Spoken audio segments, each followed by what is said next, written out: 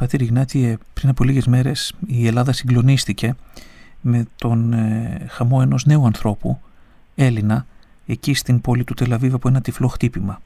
Ήταν ένα παιδί που το γνωρίζετε κι εσείς, γιατί η οικογένεια του είναι πολύ γνωστή. Πάρα πολύ καλά, ναι.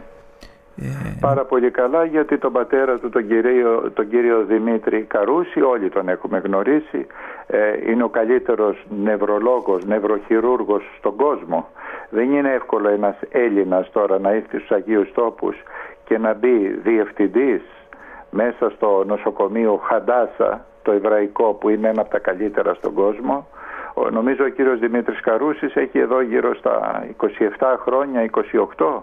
Λοιπόν, όλοι τον έχουμε γνωρίσει και εγώ τον είχα επισκεφτεί που είχα ένα πρόβλημα πριν από 2 χρόνια και πριν από 1 χρόνο, και πάντοτε να δει όλο τον κόσμο, να μας προσέξει και χωρίς χρήματα, φιλοχρήματος, πάρα πολύ καλός, εξαίρετος. Αυτό για μας ήταν ένα μεγάλο σοκ, δεν το περιμέναμε, και το παιδί γύριζε, τελείωνε την εργασία του, θα έπαιρνε το πτυχίο σε λίγες μέρες αρχιτεκτονικής, αρχιτέκτον δηλαδή. Λοιπόν, και περίμενε στη στάση να γυρίσει από το Τελαβίβ για να έρθει στα Ιεροσόλυμα που μένουν οι δικοί του, και έτυχε σε αυτό το χτύπημα. Το παιδί νομίζω είχε γεννηθεί εδώ. Οι γονείς παντρεύτηκαν, ήλθαν εδώ, γεννήθηκε εδώ, ωστόσο είχε και τις 2 επικότητες, και ελληνική και Ισραηλινή. Ερχόταν συνέχεια στην Ελλάδα, γιατί όλοι οι συγγενείς τους ζουν στη Θεσσαλονίκη. Λοιπόν, ήταν τραγικό, και στην κηδεία ήταν θρήνος, ήταν όλο το Πατριαρχείο, ο Μακαριότατος Αρχιερείς, πάρα πολλοί κόσμος, γιατί ήταν πάρα πολύ γνωστή οικογένεια για την ελληνική ομογένεια εδώ, γιατί σε κάθε εκδήλωση της ελληνικής λέσχης και των Ελλήνων της παλαιάς πόλης των Ιεροσολύμων, ο κύριος Δημήτρης Καρούσης με την οικογένειά του και με το γιο του ήσαν πάντοτε. Και ένα γιο είχε, μονάκριβο παιδί, μοναχογιός. Και μου έλεγε ο πατέρας Φιλούμενος, ο ηγούμενος της Μονής του Αγίου Σπυρίδωνος, μου λέει, να φανταστείς πάτερ, μου λέει, το παιδί εγώ το κοινώνησα, λέει, πριν 20 μέρες, μου λέει, είχα λειτουργήσει στον Άγιο Σιμεών το Θεοδόχο, στο Καταμόνας, και είχαν έρθει όλη η οικογένεια και ήρθε το παιδί και κοινώνησε. Ήταν πιστά μέλη της Εκκλησίας, πάντοτε στην Εκκλησία, και με πολύ αγάπη. Και με πολύ αγάπη και αποδοχή από όλους, και οι Ισραηλινοί αλλά και οι Αραβόφωνοι και οι Μουσουλμάνοι, ξέρανε τον κύριο Δημήτρη Καρούση και τη σύζυγό του την κυρία Ράνια, νομίζω και αυτή γιατρός, εξαίρετη οικογένεια. Αυτό ήταν σοκ για την κοινωνία εδώ γενικά και για την ομογένεια, για την ελληνική κοινότητα των Ιεροσολύμων, που σήμερα δεν απαριθμεί και πάρα πολλούς Έλληνες.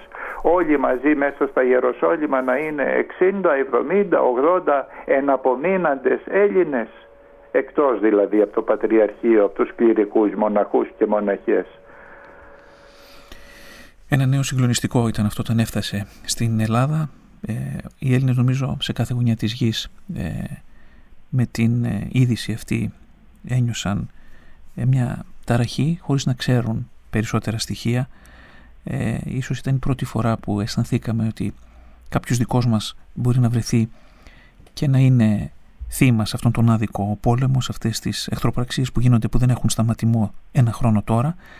Θα ήθελα όμως, Πάτερ Ιγνάτιε, αφού σας ακούμε από την Αγία Γη, να ακούσουμε και την όμορφη πλευρά της Αγίας Γης, μόλον ότι 1 χρόνο τώρα βασανίζεται. Θα μπορούσατε να μας πείτε 2 λόγια για μια οσία μορφή της Αγίας Γης, που πριν από περίπου 2 μήνες, 3, έφυγε από τούτο τον κόσμο για την αιωνιότητα, και που πάντοτε οι προσκυνητές όταν ερχόντουσαν στην Αγία Γη και συναντούσαν αυτήν την ευλογημένη ψυχή, έφευγαν πολλαπλά ωφελημένοι και μόνο αντικρίζοντάς την εκεί στη Μονή της Βηθανίας. Η μακαριστή γερόντισσα η ευπραξία, εξαίρετη, αγία ψυχή, πάρα πολύ ταπεινή, με πάρα πολύ αγάπη πάντοτε. Θυμάμαι όταν είχα έλθει προσκυνητής πριν από 31 χρόνια, όπου και έμεινα στην Αγία Γη, την πρώτη μέρα επισκεφτήκαμε το μοναστήρι της Βηθανίας. Χτυπήσαμε την πόρτα, μας άνοιξε τότε η ίδια η γερόντισσα. Εμείς δεν ξέραμε ποια είναι η ηγουμένη και ζητήσαμε την ηγουμένη. Λέμε, μπορούμε να δούμε την καθηγουμένη, επειδή στον Καναδά που είχα ζήσει Ακούγαμε για την γερόντισσα Ευπραξία της Βηθανίας και για τον πατέρα Θεοδόσιο. Ο πατέρας Θεοδόσιος όταν είχαμε έλθει εμείς είχε κοιμηθεί. Οπότε ζητήσαμε τη γερόντισσα, ήταν η ίδια. Και από την ταπείνωση που είχε, την απλότητα, δεν μας είπε ότι εγώ είμαι. Λέει, καλά παιδιά μου, λέει, περάστε να προσκυνήσετε στην εκκλησία, λέει, και θα σας φωνάξω τη γερόντισσα. Σε ένα λεπτό, λέει, θα έλθει. Πήγαμε μέσα, προσκυνήσαμε και ξαναγυρίζει η ίδια μοναχή. Λοιπόν, και της λέμε, θα έρθει η γερόντισσα, μπορούμε να τη δούμε. Ένας γνωστός μου όμως που ήταν μαζί, μου λέει, αυτή είναι η γερόντισσα, μου λέει. Του λέω, καλά, έτσι σιγοψιχτηριστά. Του λέω, γιατί δεν μας λέει ότι είναι η ίδια. Μου λέει, δεν καταλαβαίνεις, από απλότητα τώρα, τι να πει, εγώ είμαι ηγουμένη, εγώ είμαι γερόντισσα. Λοιπόν, είχε τόσο πολύ αγάπη, πάντοτε πάρα πολύ απλή. Θυμάμαι όποτε πηγαίναμε, πάντοτε με τις νοθεσίες, με τη φιλοξενία, να μην μας αφήνει να φύγουμε. Ήταν να έχουμε την ευχή της, ευλογημένη ψυχή, έζησε στο μοναστήρι νομίζω 50 χρόνια, γιατί όταν ήλθε από την Κύπρο ήταν 20-25 ετών, έφτασε 90 ακριβώς, οπότε καταλαβαίνετε πόσα χρόνια στην Αγία Γη προσφοράς, θυσίας, αγωνιστικότητας, ένα λιοντάρι ορθοδοξίας, αλλά πάντοτε με την αγάπη. Στην κηδεία που ήμουνα, στην νεκρόσιμη ακολουθία, είχαν έρθει και μουσουλμάνοι και μουσουλμάνες. Ήταν αγαπητοί από όλο τον κόσμο, από όλη τη Βηθανία. Ήταν μια μουσουλμάνα μέσα στην εκκλησία και έκλαιγε και μου είχε κάνει εντύπωση και ρώτησα για ποιο λόγο. Λέει, γιατί είχαν ευεργετηθεί όλοι, την αγαπούσαν τόσο πολύ. Είχε αγάπη για όλο τον κόσμο. Δεν ξεχώριζε χριστιανούς και με μη χριστιανούς. Ήταν μια αγγιχτή αγκαλιά για όλο τον κόσμο. Λοιπόν, φεύγουν όμως αυτές οι μορφές. Φεύγουν αυτές οι παλαιές μορφές των πατέρων, των μοναζουσών, των Αγίων Τόπων. Ερημώνουμε και όπως είπαμε πριν, δεν έρχονται καινούργοι να μείνουν. Και έτσι λιγοστεύει το μοναστήρι. Με το ζόρι έχει 5 μοναχές, 6 μοναχές. Όταν πρώτο είχα έλθει θυμάμαι 12 ήταν και παλαιότερα 15. Τώρα με το ζόρι 5 μοναχές και σε όλα τα μοναστήρια 1-2. Η γερόντισσα Ευπραξία ήταν για την Βηθανία μετά από τον γέροντα Θεοδόσιο, ήταν σήμα κατά τεθέν. Όλοι έλεγαν θα πάμε στον Άγιο Λάζαρο να προσκυνήσουμε στο μοναστήρι Μάρθας και Μαρίας, αλλά να πάρουμε και την ευχή της γερόντισσας. Πάντοτε γελαστή. Ποτέ δεν ήταν στενοχωρημένη. Ό,τι και αν είχε ήταν τόσο πολύ δοτική, με τόσο πολύ αγάπη για όλο τον κόσμο. Οι δε προσκυνητές πάντοτε ήθελαν να πάνε και να ξαναπάνε και να ξαναπάνε και τίποτα να μην τους πει η γερόντισσα, μόνο και μόνο να πάρουν την ευχή της και να της φιλήσουν το χέρι, αυτό και μόνο εμψύχωνε και έδινε δύναμη στον κόσμο. Και παρόλο που τον τελευταίο χρόνο είχε προβλήματα υγείας, γιατί έπαθε νομίζω 2 φορές εγκεφαλικό, ωστόσο ο κόσμος πήγαινε και ξαναπήγαινε. Τελευταία δεν μπορούσε να μιλήσει και καθαρά, είχε πρόβλημα με την ομιλία, ωστόσο ήταν μια ευλογία για το μοναστήρι αυτό. Τώρα η καινούρια ηγουμένη, η γερόντισσα Μητροδώρα, και αυτή προσπαθεί να συνεχίσει το έργο και αυτή είναι παλιά καλογριά, έχει στο μοναστήρι 45 χρόνια και άκουσα εκεί στην κηδεία ότι η γερόντισσα προτού κοιμηθεί είχε υποδείξει και είχε πει στον πατέρα Ευδόκιμο της Λαύρας του Αγίου Σάββα που πάει και εξομολογεί τις μοναχές, όταν κάποια στιγμή κοιμηθώ θέλω την αδελφή Μητροδώρα να αναλάβει το μοναστήρι. Ενώ υπάρχει και η αδελφή Μαρία που είναι ανιψιά της γερόντισσας, της μακαριστής, ζήτησε όμως να είναι αντικαταστράτριά της στο μοναστήρι ως ηγουμένη η αδελφή Μητροδώρα και αυτό έγινε την ίδια μέρα. Μετά την κηδεία ήμουνα εκεί που ο Μακαριότατος φώναξε τις αδελφές και είπε θέλω την αδελφή Μητροδώρα καθ' υπόδειξη της μακαριστής γερόντισσας Ευπραξίας να αναλάβει εδώ τα ηνία του μοναστηριού. και συνεχίζει το ίδιο έργο, η ίδια παράδοση, οι ίδιες ακολουθίες, το ίδιο κλίμα επικρατεί εκεί στο μοναστήρι και φυσικά στηρίζονται με τις ευχές της Γερόντισσας και του Γέροντα Θεοδοσίου, του Μακαριστού, αλλά και του Αγίου Λαζάρου και των αδελφών αυτού Μάρθας και Μαρίας. Ευλογημένος τόπος, ένας τόπος παραμυθίας και αναψυχής. Όσο στενοχωρημένος και να είσαι, όταν επισκεφθείς το μοναστήρι αυτό και τον τάφο του Αγίου Λαζάρου που είναι πιο πάνω, παίρνεις δύναμη, ενισχύεσαι. Και από αυτά τα μέρη ενισχύεται ο αγιοταφήτης μοναχός και η μοναχή και συνεχίζει να διακονεί εδώ στους Αγίους Τόπους. Αν δεν είχαμε αυτά τα ιερά μέρη, αυτά τις ιερές, τις ευλογημένες πέτρες, άμα δεν είχαμε αυτή την Αγία Σκόνη να μας ευλογεί εδώ στην Αγία Γη, δεν θα μπορούσαμε να σταθούμε. Κάθε χώρος εδώ είναι ευλογημένος. Γιατί? Επειδή ακριβώς είναι θεοβάδιστος. Αφού περπάτησε και έζησε ο ίδιος ο Θεός, ο ίδιος ο Θεάνθρωπος Χριστός και πλήθος Αγίων, ομολογητών, μαρτύρων, αναχωρητών, φανταστείτε, κάθε πιθανή εδώ των Αγίων Τόπων είναι ευλογημένη και βάλετε σήμερα από τον πόλεμο, διότι δεν μπορούν να καταλάβουν ότι η ειρήνη είναι ο Χριστός. Η ειρήνη που γεννήθηκε εδώ και τον σταυρώσαν, περιμένουν να έλθει η ειρήνη με τους πυράβλους και με τα όπλα και με τους σκοτωμούς και να φεύγει τόσος άμαχος πληθυσμός, τόσα παιδιά, τόσος κόσμος και οι νεκροί από την αρχή του πολέμου μέχρι τώρα και από τις δύο πλευρές να έχουν ξεπεράσει τους 70.000. Μήπως είναι και μικρό το νούμερο που λέω. Λοιπόν, κάθε μέρα έχει πάρα πολλούς νεκρούς.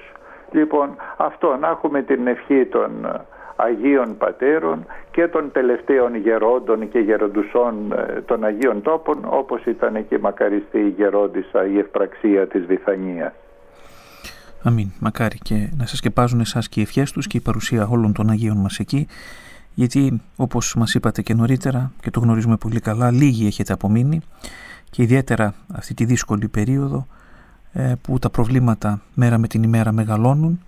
Όμως θέλουμε να πιστεύουμε ότι ο καλός Θεός, η χάρις του Κυρίου μας και η ευλογία που έχει αυτός ο τόπος θα σας σκεπάζει πάντοτε όπως έχει συμβεί μέχρι και σήμερα. Μας είπατε και νωρίτερα και νομίζω αξίζει να το πούμε άλλη μια φορά για τους ακροατές μας, γιατί υπάρχει πολύ μεγάλη αγωνία σε όλους για την παρουσία των πατέρων στην Αγία Γη, ότι είσαστε όλοι καλά. Όλοι καλά, δόξα τω Θεώ, μέχρι στιγμής όλοι οι πατέρες πάρα πολύ καλά. Όταν ο δεσπότης ο Αλέξιος εκεί στην Γάζα είναι τόσο δυναμικός που ζει μέσα στη φωτιά, από αυτό παίρνουμε και όλοι οι υπόλοιποι εμείς ελπίδα εδώ στους Αγίους Τόπους. Είναι αυτή η πίστη που μας κρατάει. Όλα τα μοναστήρια και όλοι οι πατέρες είναι πάρα πολύ καλά, είναι ασφαλείς. Μέχρι στιγμής δεν έχει αφήσει ο Κύριος, δεν έχει πειραχτεί ούτε μία τρίχα. Μπορεί να σύονται τα μοναστήρια πολλές φορές, όπως είχαμε την προηγούμενη εβδομάδα που είχαμε τους βομβαρδισμούς. Εγώ εδώ νόμιζα ότι θα σπάσουν όλα τα τζάμια, έτριζε όλο το μοναστήρι, νόμιζα ότι θα πέσει η εκκλησία. Δεν έγινε ωστόσο τίποτα. Λοιπόν, όλα τα μοναστήρια και όλοι οι πατέρες μέχρι στιγμής είναι σε ασφάλεια και προσευχόμενοι όλοι, όχι μόνο για τους Αγίους Τόπους, αλλά για όλο τον κόσμο, γιατί παντού υπάρχουν προβλήματα και για την Ελλάδα, για όλη την οικουμένη, για όλη την ανθρωπότητα. Θα μπορούσαμε να κλείσουμε τώρα με τις δικές σας ευχές και να πείτε κάτι σε όσους μας ακούνε. Πολλοί, όπως είπατε και εσείς νωρίτερα, θα θέλανε κάτι να προσφέρουν ή κάτι να στείλουν, αλλά είναι πρακτικά αδύνατο να φτάσει τώρα.